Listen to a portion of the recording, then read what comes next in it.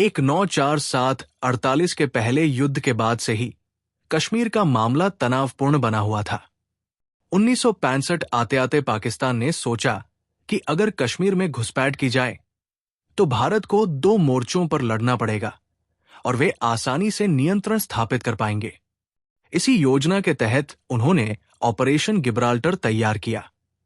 सितंबर 1965 में यह ऑपरेशन शुरू हुआ। पाकिस्तान समर्थित कबायली और सैनिक रात के अंधेरे का फायदा उठाकर कश्मीर की सीमावर्ती जगहों में घुस आए।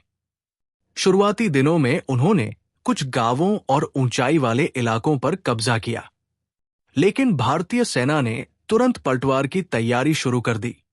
भारत ने केवल कश्मीर ही नहीं बल्कि पंजाब और राजस्थान में भी मोर्चा मजबूत किया। पाकिस्तान की योजना थी कि भारत के टुकड़े बंट जाएं और वे तेजी से आगे बढ़ सकें, लेकिन भारतीय कमांडरों ने रणनीतिक ऊंचाई और टैंकों के सही इस्तेमाल से उन्हें पीछे धकेलना शुरू किया। राजस्थान के रेगिस्तानी इलाकों में छोटे दलों ने रात में घेराबंदी की और कई हमले रोके। पंजाब के मोर्चों में टैंकों और पैदल सेना ने संयुक्त कार्रवाई की। वायुसेना ने भी निर्णायक भूमिका निभाई। हवाई हमले, बमबारी और खुफिया जानकारी ने मोर्चों पर दबाव बनाए रखा। पैदल सेना और टैंकों के साथ वायुसेना के तालमेल ने पाकिस्तान की गति धीमी कर दी। टैंक केवल हमले के लिए नहीं बल्कि मोर्चा बनाए रखने और नियंत्रण स्थापित करने में भी निर्णायक रहे। सैनिकों ने अद्भुत साहस और वीरता दिखाई। रेगिस्तानी और पंजाब के मोर्चों में कठिन परिस्थितियों के बावजूद उन्होंने दुश्मन को पीछे धकेला। कई सैनिक घायल होने के बावजूद साथी सैनिकों की मदद करते रहे और मोर्चा मजबूत बनाए रखा। अंतर्राष्ट्रीय दबाव भी युद्ध को रोकने में अहम था। अमेरिका, सोवियत संघ और संयुक्त राष्ट्र लगातार दोनों देशों से शांति बनाए रखने की चेतावनी दे रहे थे। भारी नुकसान और वैश्विक दबाव के कारण 22 सितंबर 1965 को युद्ध विराम लागू हुआ। युद्ध के बाद सीमाएं वही रही जो युद्ध शुरू होने से पहले थी। 1965 का युद्ध केवल बहादुरी का नहीं था बल्कि रणनीति, तकनीक और समय पर सही निर्णय का भी था। टैंक और वायुसेना का सही उपयोग, पैदल सेना की वीरता और कमांडरों की रणनीति ने युद्ध का रुख तय किया। 1965 के युद्ध में भारत और पाकिस्तान दोनों ने आधुनिक हथियारों और रणनीति का इस्तेमाल किया। केवल बहादुरी और पैदल सेना ही निर्णायक नहीं थी बल्कि टैंक, तोपखाना, वायुसेना और रसद का सही तालमेल युद्ध की दिशा तय कर रहा था। पंजाब और राजस्थान के मोर्चों में टैंकों का इस्तेमाल निर्णायक साबित हुआ। पाकिस्तान ने सोचा था कि भारतीय सीमावर्ती टैंक कमजोर हैं, लेकिन भारतीय कमांडरों ने उन्हें रणनीतिक ऊंचाई, घेराबंदी और सहयोगी पैदल सेना के साथ इस्तेमाल किया। टैंक केवल हमले के लिए नहीं बल्कि मोर्चा बनाए रखने और दुश्मन की गति रोकने के लिए भी तैनात किए गए। कई जगहों पर टैंकों ने दुश्मन को पीछे धकेला और उनका मोर्चा तोड़ दिया। वायुसेना ने मोर्चों पर निरंतर समर्थन दिया। हवाई हमले, बमबारी और टोही मिशनों ने पैदल सेना और टैंकों को लगातार जानकारी और रसद मुहैया कराई। पाकिस्तान की घुसपैठियों और टैंकों पर सटीक हवाई हमला उनकी गति को धीमा करने में महत्वपूर्ण रहा। वायुसेना ने न केवल हमला किया बल्कि पैदल सेना के लिए रणनीतिक मदद भी दी। राजस्थान और पंजाब में मोर्चे इतने व्यापक थे कि संपूर्ण युद्ध एक संयुक्त संचालन जैसा था। पैदल सेना, टैंक और वायुसेना ने मिलकर दुश्मन की योजना को पीछे धकेल दिया। रात में घेराबंदी, तेज पलटवार और रक्षात्मक संचालन ने पाकिस्तान की गति को रोक दिया। तकनीकी दृष्टि से यह युद्ध कई कारणों से विशेष था। पहली बार भारत-पाक युद्ध में टैंक और विमानों का व्यापक पैमाने पर सामंजस्यपूर्ण उपयोग हुआ।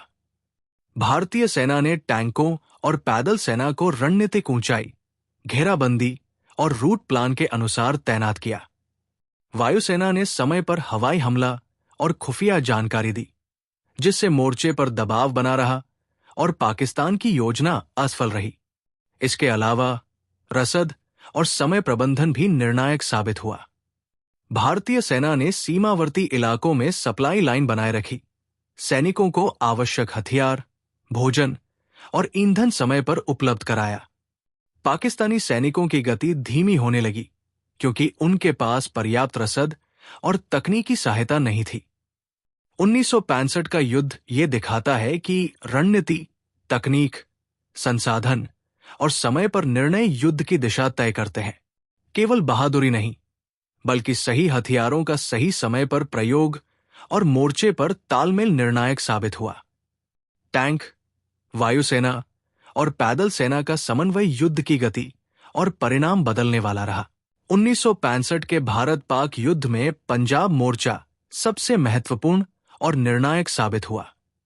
पाकिस्तान की योजना थी कि पंजाब के सीमावर्ती इलाकों में तेज हमला करके भारतीय सेना को बांटा जाए और कश्मीर में उनकी घुसपैठ सफल हो। लेकिन भारतीय सेना ने तुरंत स्थिति का आकलन किया और पूरे मोर्चे पर सघन रक्षा और पलटवार की रणनीति अपनाई।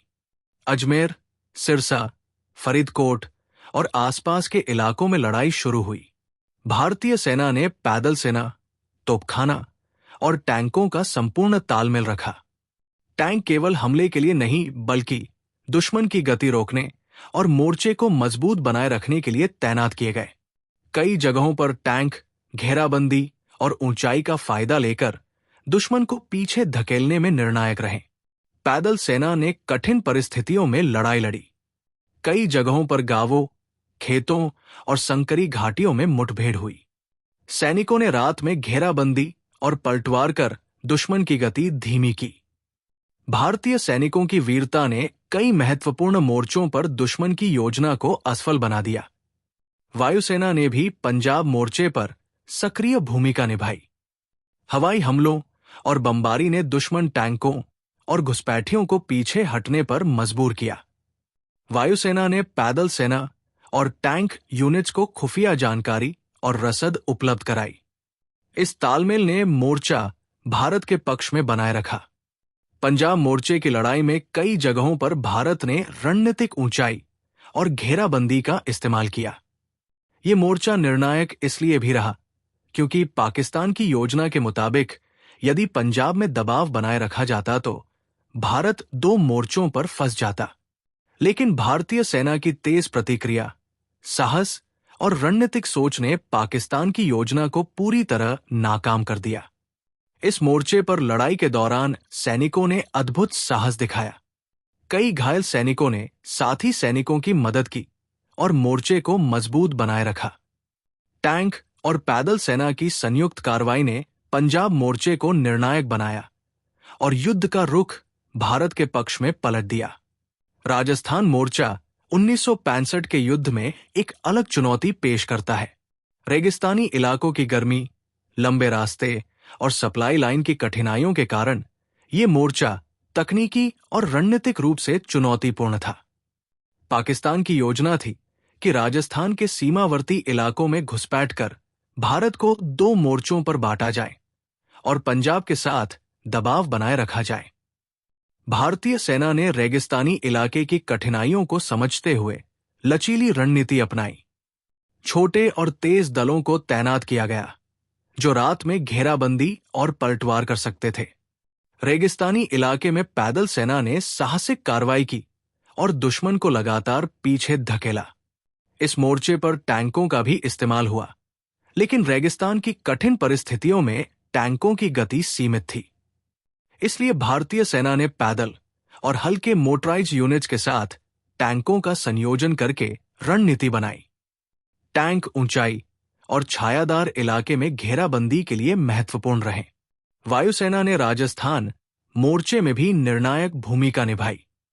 हवाई हमले और खुफिया मिशनों ने दुश्मन की योजना को धीमा किया। वायु समर्थन ने पैदल सेना और टैंकों को लगातार मदद दी, जिससे मोर्चा बनाए रखना आसान हुआ। पलटवार और घेराबंदी के दौरान कई भारतीय सैनिकों ने अद्भुत वीरता दिखाई। छोटी संख्या में दल दुश्मन को घेरकर रणनीतिक ऊंचाई पर कब्जा बनाए रखने में कामयाब रहे। रेगिस्तानी मोर्चे की सफलता ने पाकिस्तान की योजना को पूरी तरह विफल कर दिया और युद्ध की दिशा भारत के पक्ष में पलट गई। राजस्थान मोर्चा ये साबित करता है कि रणनीति, साहस, तकनीक और समय पर निर्णय मिलकर युद्ध की दिशा बदल सकते हैं।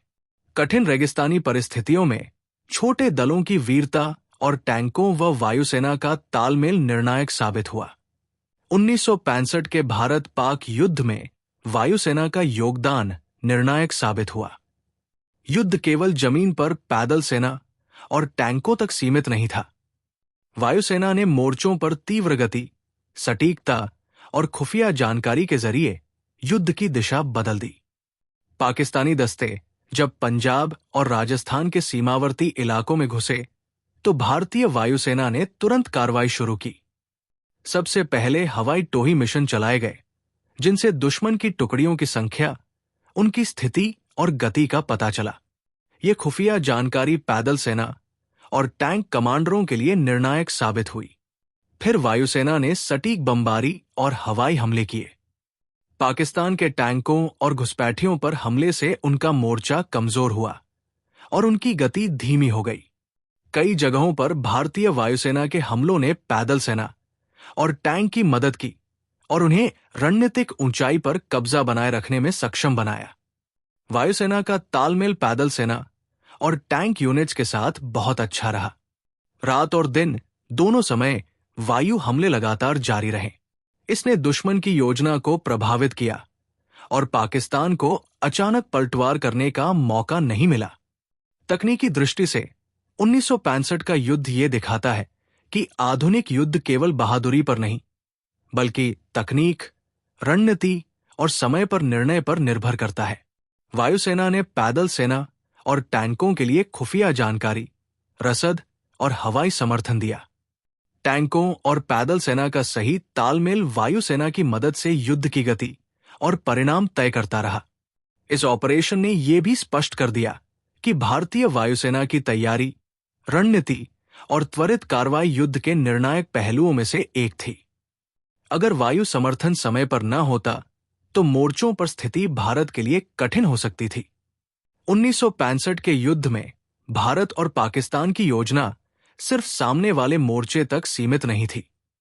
कई ऐसे निर्णय, ऑपरेशन और रणनीतियां हुई जिन्हें आमतौर पर इतिहास में नजरअंदाज कर दिया गया। उदाहरण के लिए, ऑपरेशन गिब्राल्टर में पाकिस्तान ने कबायली दस्तों को सिर्फ कश्मीर में घुसपैठ के लिए नहीं, बल्कि भारतीय टुकड़ों को विचलित करने और डर पैदा करने के लिए भेजा। उनका मानना था कि आतंक और तेजी से कब्जा भारतीय सेना को रणनीतिक रूप से पीछे खींच देगा। पंजाब और राजस्थान के मोर्चों पर भारत ने सिर्फ जमीन पर ही नहीं, बल्कि साइबर और कम्युनिकेशन युद्ध जैसा काम किया। भारतीय कमांडरों ने संकेतों और रेडियो संदेशों में विरोधी को भ्रमित करने के लिए गलत जानकारी भी भेजी। इससे पाकिस्तानी सेना कई जगह फंस गई और योजना में देरी हुई। ये बात आमतौर पर इतिहास की किताबों में नहीं लिखी गई। राजस्थान मोर्चे पर कुछ ऐसे छोटे ऑपरेशन हुए जिनमें भारतीय सेना ने रेगिस्तान में रात के समय कम के दल भेजकर पाकिस्तानी टुकड़ों की रसद और संचार लाइन तोड़ी। इन ऑपरेशन की वजह से पाकिस्तान के आगे बढ़ने की गति धीमी हुई, लेकिन ये घटनाएं आम लोगों तक कभी नहीं पहुंच पाई। वायुसेना ने भी केवल बमबारी नहीं की, उन्होंने कई बार स्ट्राइक के बहाने दुश्मन की वास्तविक संख्या और टैंकों की स्थिति को ट्रैक किया। कुछ हवाई मिशन पूरी तरह से रिकॉनाइसेंस थे, लेकिन इनकी सफलता ने पैदल सेना और टैंकों को रणनीतिक ऊंचाई पर काम करने में मदद की। कई हवाई हमले इतने सटीक थे कि दुश्मन की तोपखाने और रसद स्टॉक को निशाना बनाया गया, जिससे उनका मोर्चा कमजोर पड़ा। एक और कम ज्ञात तथ्य यह है कि भारत ने पाकिस्तान की मॉक मूवमेंट यानी नकली हमले की रणनीति का खुलासा किया। पाकिस्तान ने सोचा था कि कुछ इलाकों में बड़ी संख्या में टैंक और सैनिक भेजकर भारतीय सेना को भ्रमित कर दिया जाएगा, लेकिन भारतीय कमांडरों ने इसे पहले ही पकड़ लिया और सही पलटवार की योजना बनाई। इस युद्ध में सैनिकों की व्यक्तिगत वीरता भी अनगिनत थी, लेकिन कुछ विशेष ऑपरेशन हैं जिन्हें ज्यादा लोग नहीं जानते। जैसे रात में रेगिस्तान में छोटे दलों ने दुश्मन के पोस्टों पर छापामारी कर रसद को नष्ट किया और कई घायल सैनिकों ने साथी सैनिकों को बचाते हुए मोर्चा बनाए रखा। ये वीरता की कहानियां आम इतिहास में दर्ज नहीं है, लेकिन युद्ध के परिणाम में निर्णायक थी। 1965 के युद्ध में भारत ने सिर्फ मोर्चों पर लड़ाई नहीं लड़ी, बल्कि दुश्मन की योजना को भ्रमित करने और उनकी गति धीमी करने के लिए कई गुप्त रणनीतियां अपनाई। पाकिस्तान की योजना थी कि कश्मीर और पंजाब में तेजी से घुसपैठ करके भारत को दो मोर्चों पर फंसाया जाए। लेकिन भारतीय कमांडरों ने पहले ही उनके नक्शे को पढ़ लिया और स्ट्रेटेजिक डिसेप्शन ऑपरेशंस शुरू किए। सबसे पहला तरीका था नकली हमले और मूवमेंट दिखाना। कुछ क्षेत्रों में भारत ने इंटेंशनली टैंक और सैनिकों को ऐसे स्थानों पर तैनात किया जहां दुश्मन को लगता कि वहां मुख्य हमला होने वाला है। वास्तव में वास्तविक टुकड़े दूसरी ओर से हमला करने के लिए तैयार थे। इससे पाकिस्तान की योजना उलझ गई और कई घुसपैठियां फंस गई।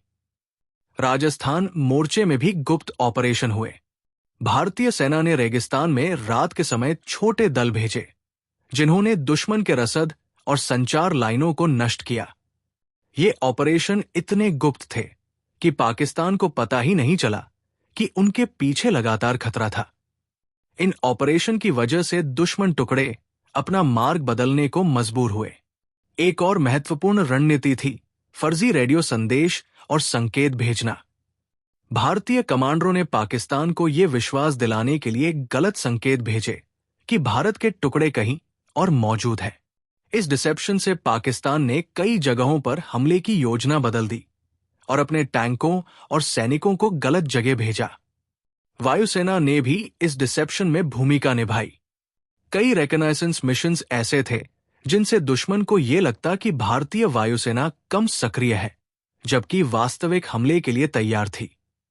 ये दुश्मन की गति और हमले की दिशा को प्रभावित करने वाला सबसे बड़ा टैक्टिकल एडवांटेज बन गया। इन सीक्रेट ऑपरेशंस और टैक्टिकल डिसेप्शन के कारण 1965 का युद्ध भारत के पक्ष में झुका। पाकिस्तान की तेजी और अचानक हमलों की योजना पूरी तरह नाकाम रही। यह हिस्सा आम इतिहास में कम लिखा गया है, लेकिन युद्ध के निर्णय में सबसे अहम रहा। 1965 का युद्ध केवल टैंक और वायुसेना तक सीमित नहीं था।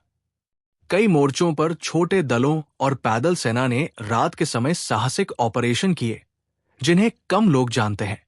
पाकिस्तान की योजना थी कि रात के अंधेरे का फायदा लेकर भारतीय पोस्टों पर हमला किया जाए और नियंत्रण हासिल किया जाए। लेकिन भारतीय सैनिकों ने अपनी समझदारी और बहादुरी से कई ऐसे ऑपरेशन अंजाम दिए जिनसे दुश्मन के हमले नाकाम रहे। राजस्थान के रेगिस्तानी इलाके में भारतीय सेना ने छोटे दलों को भेजा, जो रात में दुश्मन के रसद और संचार लाइन पर हमला करते। ये ऑपरेशन अत्यंत खतरनाक थे, क्योंकि रेगिस्तान में रात का तापमान बहुत कम और रास्ते कठिन थे। सैनिकों ने बिना सहायता के पैदल घुसपैठ की, दुश्मन की रसद को नष्ट किया और सुरक्षित लौट आए। इस तरह से पाकिस्तान के टुकड़े अपनी गति खो बैठे और मोर्चा कमजोर हो गया। पंजाब मोर्चे पर भी नाइट ऑपरेशंस हुए। भारतीय सैनिक अक्सर घेराबंदी में भाग लेते, दुश्मन के पोस्टों पर अचानक हमला करते और फिर छुप जाते। ये ऑपरेशन छोटे लेकिन रणनीतिक रूप से बहुत महत्वपूर्ण थे। कई बार घायल होने के बावजूद सैनिक अपने साथी सैनिकों की मदद करते और मोर्चे को बनाए रखते। एक और कम ज्ञात तथ्य यह है कि कई ऐसे ऑपरेशन वायु समर्थन के बिना किए गए। रात में रेकॉनाइसेंस के दौरान सैनिक अकेले या छोटे दल में दुश्मन की स्थिति पता करते और पैदल या मोटराइज तरीके से टारगेट को निशाना बनाते। इस साहसिकता ने मोर्चे पर दबाव बनाए रखा और पाकिस्तान की योजना को असफल किया। ये हिडन वीरता और नाइट ऑपरेशंस ये दिखाते हैं कि युद्ध सिर्फ बड़ी टुकड़ी या आधुनिक हथियारों पर नहीं, बल्कि सैनिकों की बहादुरी, समझदारी और तेज निर्णय लेने की क्षमता पर भी निर्भर करता है। इन ऑपरेशन के कारण ही कई मोर्चों पर भारतीय सेना ने रणनीतिक फायदा हासिल किया। 1965 के भारत-पाक युद्ध में केवल भारत और पाकिस्तान ही नहीं, बल्कि पूरी दुनिया निगरानी कर रही थी। कोल्ड वॉर का दौर था और अमेरिका, सोवियत संघ चीन और अन्य देशों की नजर इस संघर्ष पर थी। इस युद्ध में इजराइल या कई अन्य देश सीधे तौर पर इन्वॉल्व नहीं थे, लेकिन उन्होंने स्थिति को बड़े ध्यान से देखा। अमेरिका और ब्रिटेन जैसे देशों ने दोनों पक्षों को शांति बनाए रखने के लिए दबाव डाला। अमेरिका ने सीधे हथियार नहीं भेजे, लेकिन अपने राजनयिक दबाव और वैश्विक मंच पर चेतावनी देकर पाकिस्तान और भारत दोनों को रोकने की कोशिश की। सोवियत संघ ने भी दोनों देशों को युद्ध विराम के लिए बातचीत पर मजबूर किया। इस दौर में कई देशों ने साइलेंट ऑब्जर्वेशन किया। इसका मतलब यह था कि वे युद्ध की गति, हथियारों का इस्तेमाल और दोनों देशों की रणनीति पर ध्यान दे रहे थे, लेकिन किसी भी तरह से सीधे हस्तक्षेप नहीं किया। इस न्यूट्रलिटी ने युद्ध के निर्णय में अप्रत्यक्ष रूप से असर डाला। भारत और पाकिस्तान दोनों जानते थे कि युद्ध के दौरान ग्लोबल आइज ऑन देम है। किसी भी बड़े कदम से अंतर्राष्ट्रीय दबाव बढ़ सकता था। यही कारण था कि भारत ने रणनीति और टैक्टिकल डिसेप्शन का इस्तेमाल करते हुए सीमित संसाधनों में सही निर्णय लिया। छोटे दलों, नाइट ऑपरेशंस और सीक्रेट ऑपरेशंस ने केवल मोर्चे की सफलता नहीं दिलाई, बल्कि ये भी सुनिश्चित किया कि कोई अंतर्राष्ट्रीय प्रतिक्रिया युद्ध को और बढ़ावा न दे। इस साइलेंट ऑब्जर्वेशन की वजह से पाकिस्तान की योजना भी प्रभावित हुई। उन्हें अंदेशा था कि किसी भी बड़ी घुसपैठ या आक्रामक कदम से अंतर्राष्ट्रीय दबाव बढ़ सकता है।